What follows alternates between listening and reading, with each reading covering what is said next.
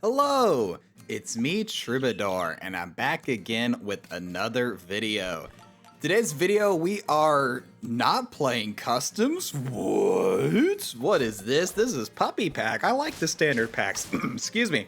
I like the standard packs. Even if I don't do them as much on the channel, I definitely don't play it as much as customs, but I still enjoy going into the standard packs from time to time, especially if I have a fun idea that I think sounds interesting, or just a build that you don't see too often that I just, I haven't played in a while, and I'll be like, you know what, let's try this kind of build, let's do this again, and that's kind of what this video came out of. So, Puppy Pack, it's a really cool pack, it's really fun.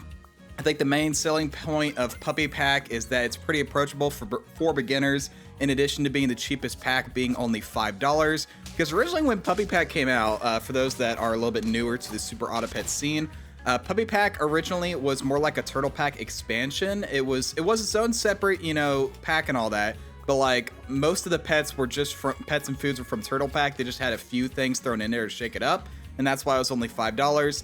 And then down the line, they decided they wanted to completely redesign, revamp the pack, have it pretty much only all new pets and foods for the most part, except for ones that really made sense and fit really well.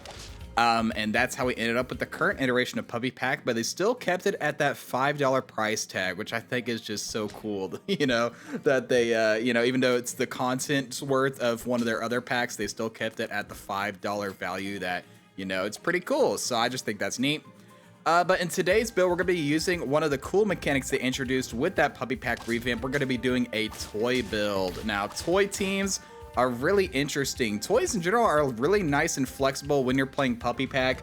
It's not bad to just have a toy active, whenever you can get your hands on one. Like, who wouldn't want a free lasagna in 2 turns, or a flashlight giving you plus 6/6 in a couple turns? Maybe I'll take, I'll take a mongoose and get a peanut or a coconut. Like, there's some really nice use cases for it. You can even do it for some late game scaling using like the TV or the flashlight in conjunction with Puma. Can be a decent way to scale in the late game if you can get it set up. But what we're doing is a full-on toy build centered around a very specific toy that you'll see here in probably a couple turns. We're going to be doing the Foam Sword from the Gariel. Now, Foam Sword, how it works is at the start of battle, it will deal 6 damage to the lowest health enemy on the enemy team.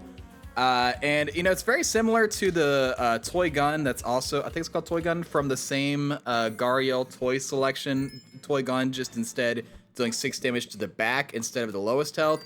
That one's more useful when you kind of know your opponent's team a little better, such as, when you're playing versus other packs. Actually, I am playing versus other packs in the video. I haven't brought it up, but it's the best way to play Puppy Pack is against all packs, because you don't know what kind of fun things you run into, and you have anglerfish to steal things if you run into something from another pack that looks interesting. And plus, I've played so much standard packs that I think it's fun to mix it up now that I've played so much of Puppy versus Puppy, Star versus Star, Golden versus Golden, all that stuff. I think it's a lot of fun to go back and nowadays try it with a little twist, doing it against all packs. A lot more variety than what I'm used to with all the times I've played these packs. But our whole idea is we're going to be taking that Foam Sword and we're going to be running with it. So we're going to pick up the Gariel on this turn here.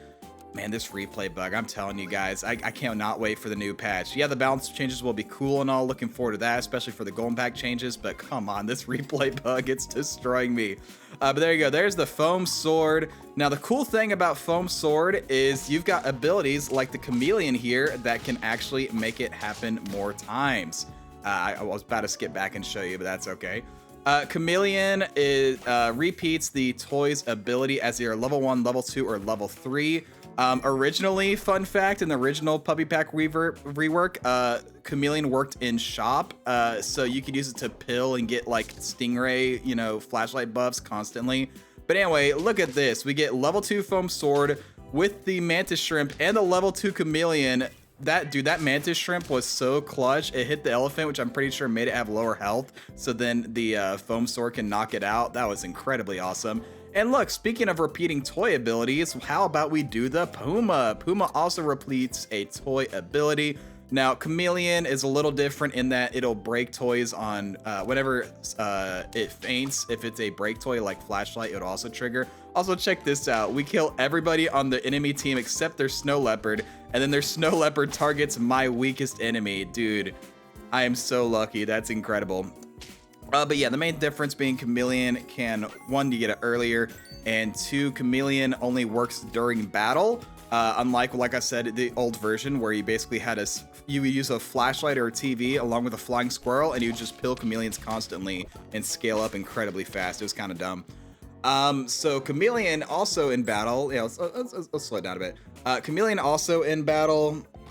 I'm losing my train of thought. Y'all, dude, my last video was probably the most rambly video I've ever done. I kept calling the Sardinian current Sidith tomato. There were so many sketchy things. Oh my gosh, it was so whack. Try not to do that here, but look at all those snipes. Oh my goodness, we killed their entire team. They do get the orangutan, but honestly, it's just not enough for them. We're gonna clean them up here. What was I talking about? Right, Puma versus Chameleon. So Chameleon, it's when it instead, since it works in battle, it does mean if you break something, if it's a break toy like a flashlight, it'll work in battle. But Puma, if something breaks in the shop, it'll repeat it outside of battle. So you can scale with flashlight and TV and stuff like that. Look at this. We face this honestly really highly scaled team. They're going for achievements. I mean, they have level 3 Griffin. Like, of course they're going for achievements, but we get rid of their unicorns, so the exposed completely helps me beat their team, making me do way more damage against them than I would have been able to without it. So that's pretty sick. And here we are. We have a level 2 foam sword, 2 level 2 chameleons, 2 level 2 pumas. Honestly, a classic Try Tuesday style. But that basically means we're going to get 10 triggers, 60 damage at the start of battle. We face opposing puppy pack here, and just look at the carnage. What kind of team can stand up to 60 damage of snipes? Yeah, they have 50 damage with a couple of mantis shrimps, but I just have way too much, deleting all their weakest units, and we're gonna get the dub with the puppy pack toy snipe team. Let's freaking go. But yeah, I hope you guys enjoyed. Just thought it'd be fun to dive into standard pack, trying out a team style that honestly, I think I've tried maybe once or twice, that being, toys being used for not scaling. So hope you guys enjoyed. Just thought it'd be a fun idea to try out. But that's going to be it for me today. Thank you all so much for watching. Be sure to like, comment, subscribe, do the generic stuff. I'll catch you guys in the next video. But until then, as always, stay true.